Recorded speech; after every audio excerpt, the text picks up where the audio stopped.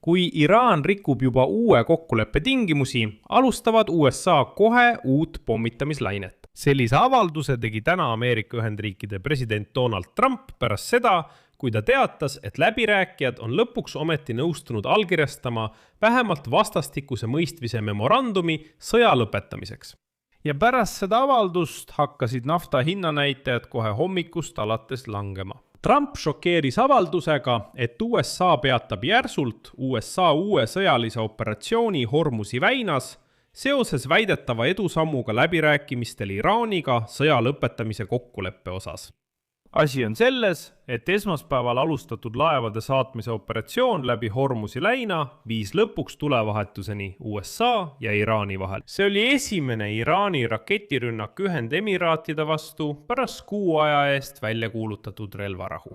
Kaubalaevad ei suutnud siiski väina läbida. Samal ajal arvab Valge Maja, et on Iraaniga lähedal kokkuleppele üheleheküljelise vastastikuse mõistmise memorandumi osas, mis lõpetaks sõja ja looks aluse põhjalikumatele tuumaläbirääkimistele. Aga siin ongi esimene vastuolu.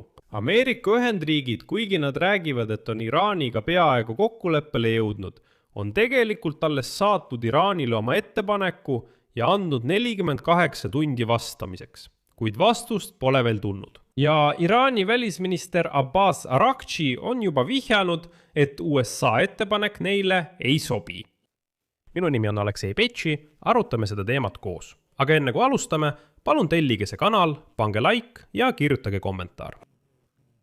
Kui soovite toetada selle YouTube'i kanali tööd, saate seda teha mis tahes annetusega selle videokirjenduses olevate linkide ja rekvisiitide kaudu või teie ekraanil oleva QR-koodi abil või YouTube'i platvormil sponsorluse kaudu. Üldiselt, kui see saade on teie jaoks huvitav ja kasulik, siis palun teid saate lõpus toetada meie YouTube'i kanali tööd oma annetustega. Nii et kolmapäeva vara hommikul teatas Donald Trump ootamatult, et peatab USA uue sõjalise operatsiooni Hormuzi väinas seoses edusammudega vaherahu kokkuleppe läbirääkimistel Iraaniga. Täpsemalt mitte vaherahu, vaid juba sõja lõpetamist. Ja Trump ütles järgmist, tsiteerin. Lähtudes Pakistani ja teiste riikide palvest ning lisaks arvestades märkimisväärset edasiminekut täieliku ja lõpliku kokkuleppe saavutamisel Iraani esindajatega. Me jõudsime vastastikusele kokkuleppele, et kuigi blokaad jääb jõusse, peatatakse projekt Vabadus lühikeseks ajaks, et näha, kas õnnestub sõda lõpetada ja leping allkirjastada.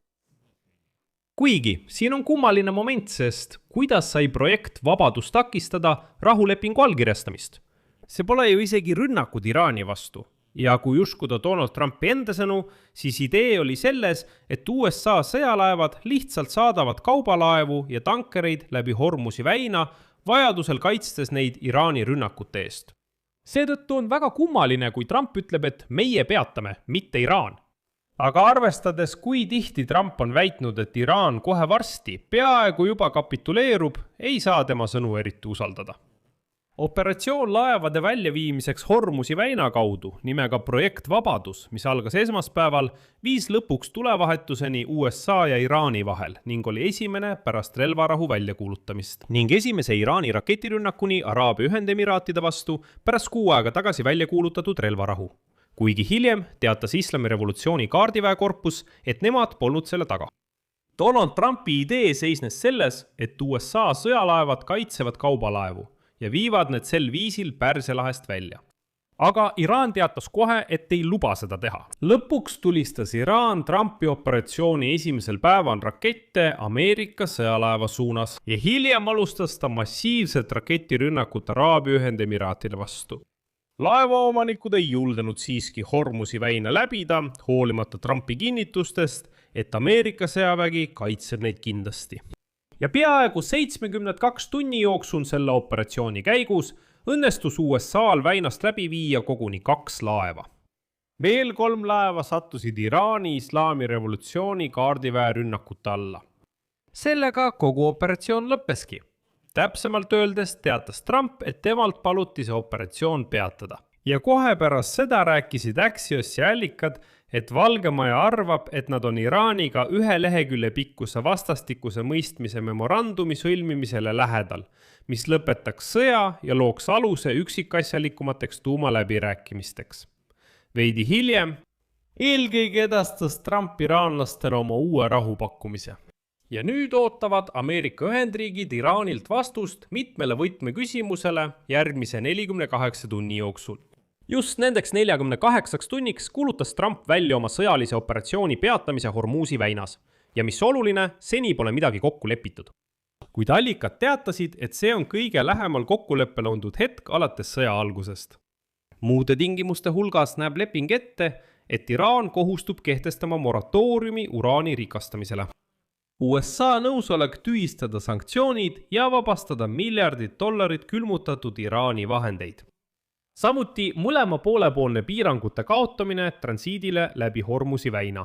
Ja selles versioonis, nagu näete, teeb Ameerika Ühendriigid järjest rohkem järeleandmisi.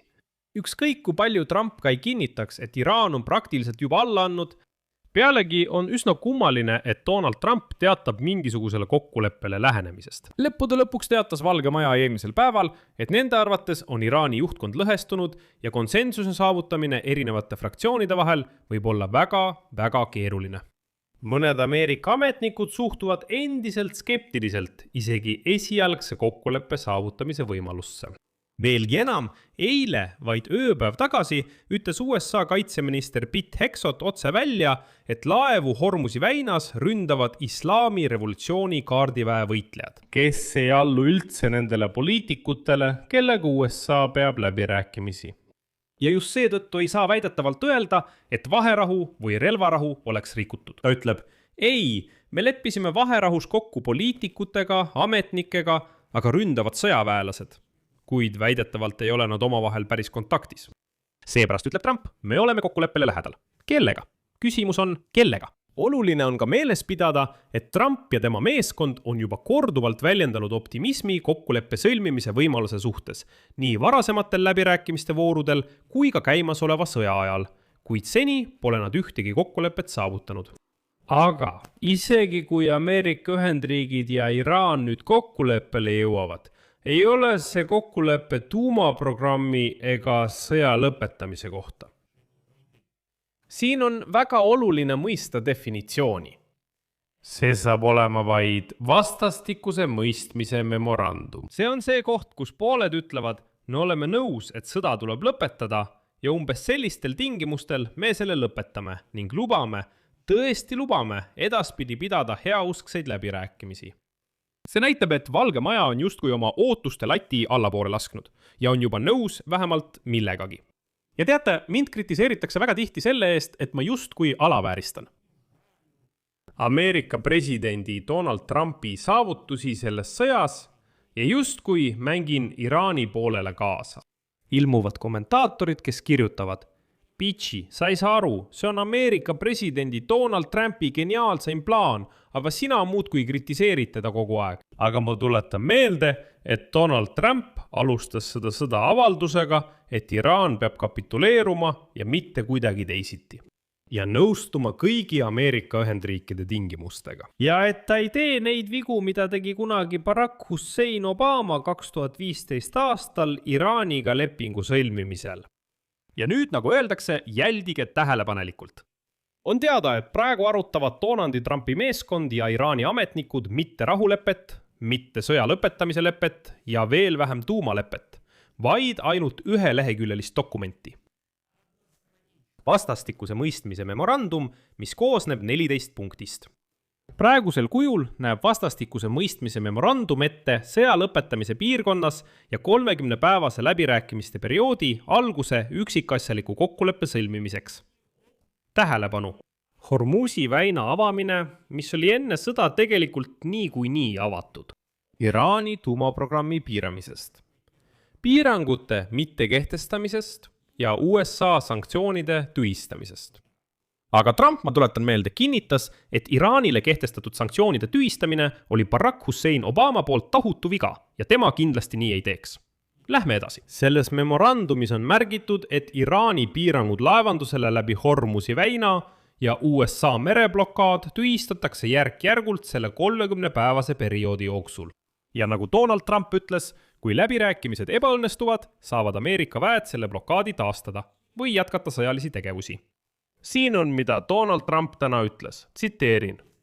Kui Iraan nõustub täitma juba saavutatud kokkuleppeid, mis võib-olla on suur eeldus, siis lõpeb juba legendaarseks saanud operatsioon Eepiline raev ning tõhus blokaad võimaldab avada Hormuzi väine kõigile, kaasa arvatud Iraanile.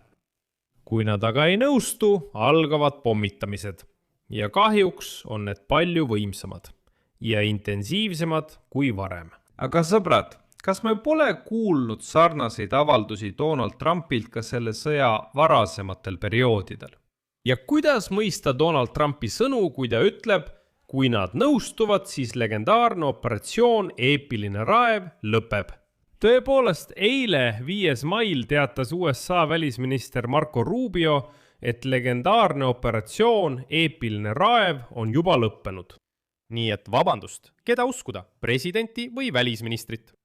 Kuigi ka president ütles eelmisel päeval, et sõda on juba läbi. See oli 1. mail. Ja nüüd ma tuletan teile meelde väga huvitavat kronoloogiat, sest nende Donald Trumpi avalduste laviini taustal läheb palju kaduma. 21. märtsil 2026 teatab Donald Trump, tsiteerin, kui Iraan ei ava täielikult, loobudes ähvardustest, Hormuzi väina 48 tunni jooksul sellest hetkest alates, siis Ameerika Ühendriigid ründavad ja hävitavad nende erinevad elektrijaamad, alustades kõige suuremast. See oli 21. märtsil. Kuid siis möödub 48 tundi ja mida teeb Trump? Loomulikult pommitab Iraani. Ei. Trump väidab, et nagu ka täna palus teda keegi, täna ütleb ta, Pakistan palus mind ja teised riigid, siis palus ka teda keegi. Ja mida ta siis teeb? Ta pikendab oma karmit tähtaega veel 5 päeva võrra.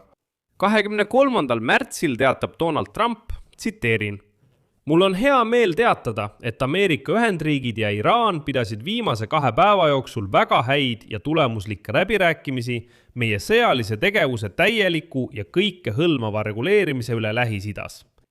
Ma andsin kaitseministeeriumile korralduse lükata kõik sõjalised rünnakud Iraani elektrijaamade ja energiataristu vastu 5 päeva võrra edasi. 5 päeva pärast, ilmselt Trump alustas rünnakut. Ei, Trump teatas, et ta on jälle väga lähedal kokkuleppele Iraaniga ja pikendas taasuva tähtaega veel 10 päeva võrra. Ja jälle ähvardas, et kui seekord Iraan ei kapituleeru, siis ta kindlasti pommitab selle riigi puruks. Ka pärast neid 10 päeva ähvardas Trump taas Iraani pommitada ja kinnitas, et Iraan on kohe kapituleerimas. Lõpuks said ka need 10 päeva läbi, siis oli veel mindid 2 päeva ja lõpuks 7. aprillil sõlmid Trump 2 nädalaks, rõhutan, 2 nädalaks vaherahu. Ja ütleb, et kui nende 2 nädala jooksul kokkulepet ei saavutata, siis ma kindlasti pommitan Iraani. Möödus 2 nädalat ja Trump ähvardab jälle ning pikendab ühepoolset vaherahu. Ja lõpuks ütleb, et kuulde, vaherahu on üldse tähtajatu. Unustage see vaherahu juba ära. Ja 1. mail, ilma et oleks saavutatud mingit kokkulepet Iraaniga, ilma et oleks Hormuzi väin avatud, ilma et oleks midagi saavutatud, teatab Donald Trump, et USA sõjaline operatsioon Iraani vastu on lõppenud. Ja nüüd küsimus. Kas mõni Donald Trumpi ähvardustest viidi lõpuks ellu? Ei. Kas Iraan seekord kuulab Donald Trumpi ja väriseb tema ähvarduste ees? Ei, loomulikult mitte. Aga see pole veel kõik. Donald Trump kinnitas kõigile, et tema lõpetab Iraani tuumaprogrammi igaveseks, erinevalt oma eelkäijatest. Kuid praegu arutavad pooled aktiivselt uraani rikastamise moratooriumi kestust vähemalt 12 aastaks. Seega küsimus, millega see tehing erineb Barack Hussein Obama kokkuleppest, mida Donald Trump nii valjuhäälselt kritiseerib? Kuid vastastikuse mõistmise memorandumis kohustub Iraan mitte kunagi püüdlema tuumarelva omamise poole ega tegelema tegevusega, mis on seotud selle loomisega. Aga rõhutan, et vastastikuse mõistmise memorandumil ei ole mingit juriidilist jõudu. Aga see on see, mida Ameerika Ühendriigid pakuvad. Lisaks kohustuvad Ameerika Ühendriigid vastastikuse mõistmise memorandumi raames järk-järgult tühistama Iraani vastu kehtestatud sanktsioonid ning järk-järgult vabastama üle maailma külmutatud Iraani varasid miljardite dollarite väärtuses. Tuletan meelde, kui valjuhäälselt kritiseeris Donald Trump Obama administratsiooni, kui nood vabastasid Iraanile mitusada miljonit dollarit. Ta ütles, mis te teete? Kuidas see võimalik on? Nüüd teevad nad ise sama. Ja siin ongi peamine intriig. Iraani välisminister Abbas Araghchi teatas täna Pekingis viibides, et Iraan nõustub ainult õiglasel ja kõikehõlmaval kokkuleppel USA-ga Lähis-Ida sõja lõpetamise läbirääkimistel. Edasi tuleb tsitaat. Teeme kõik endast oleneva, et kaitsta oma seaduslikke õigusi ja huve läbirääkimistel. Nõustume ainult õiglase ja kõikehõlmava kokkuleppela. Kuid mis on oluline, samal ajal ei andnud Abbas Araghchi otsest vastust Trumpi ettepanekule peatada USA operatsioon laevade saatmiseks läbi Hormuzi väina, mida varem esitati kui stiimulit poolte kokkuleppe saavutamiseks. Veelgi enam, Iraan pole siiani vastanud Trumpi ettepanekule, mis on juba täis järeleandmisi Ameerika Ühendriikide poolt. Vaatame, mis juhtub 48 tunni pärast. On muidugi oletus, et 48 tunni pärast annab Trump veel 48 tundi. Siia panen 3 punkti, teie arvamus, teie järeldused, kirjutage selle saate all kommentaaridesse. Ja kui soovite toetada selle YouTube'i kanali tööd, saate seda teha mis tahes annetuse või tasulise sponsortellimusega selle video all olevate linkide ja rekvisiitide kaudu või teie ekraanidel oleva QR-koodi abil. Olen tänulik igasuguse toetuse eest. Lisaks tellige minu Telegrami kanal Pitchi News, link sellele on selle video kirjelduses. Sellega on kõik. Hoolitsege enda eest, kõike head!